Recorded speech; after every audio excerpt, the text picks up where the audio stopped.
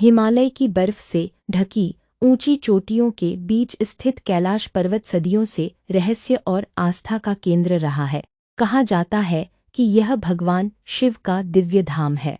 इसी पर्वत से जुड़ी एक प्राचीन लोक कथा पीढ़ियों से सुनाई जाती है, एक ऐसे रहस्यमयी राक्षस की जो पिछले 10,000 वर्षों से कैलाश की रक्षा कर रहा है। बहुत समय पहले, जब पृथ्वी पर ऋषि मुनियों का युग था, तब क्रोधकेतु नाम का एक अत्यंत शक्तिशाली राक्षस रहता था। वह बलशाली था, लेकिन अपने अहंकार के कारण देवताओं और ऋषियों को चुनौती देता रहता था। एक दिन उसने कैलाश पर्वत पर चढ़कर भगवान शिव की शक्ति को परखने का निश्चय किया। जैसे ही वह कैलाश की सीमा में पहुंचा, चारों ओर भयंकर बर्फीला तूफान उठ खड़ा हुआ।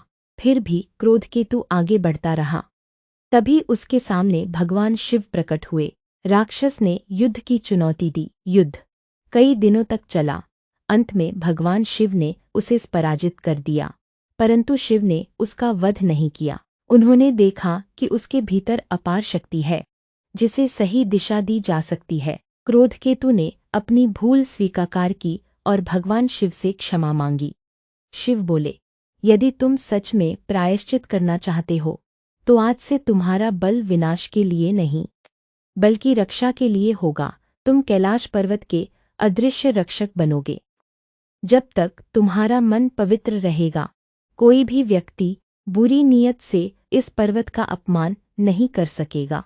तभी से क्रोधकेतु एक अदृश्य प्रहरी बन गया। कहा जाता है कि जो लोग श्रद्धा और भक्ति के साथ कैलाश की यात्रा करते हैं, उन्हें कभी उसका दर्शन नहीं होता। लेकिन जो लालच, घमंड या पर्वत को नुकसान पहुंचाने की भावना से आते हैं, वे रास्ता भटक जाते हैं। अचानक मौसम बदल जाता है या उन्हें वापस लौटना पड़ता है।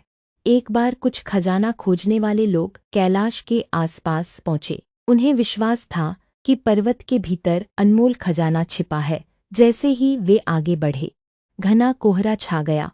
कंपास ने काम करना बंद कर दिया और हर रास्ता एक जैसा दिखाई देने लगा।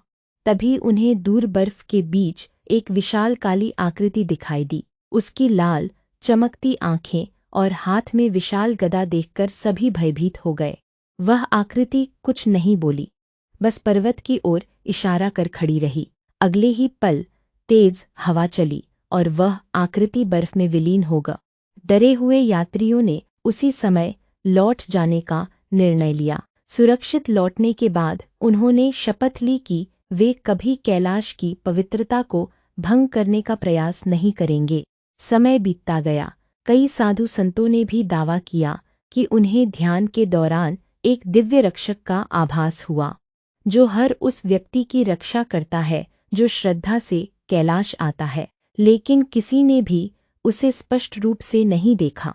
आज भी कुछ स्थानीय लोक कथाओं में कहा जाता है कि कैलाश की रक्षा केवल प्रकृति नहीं करती, बल्कि भगवान शिव के आदेश से एक प्राचीन रक्षक भी उसकी निगरानी करता है।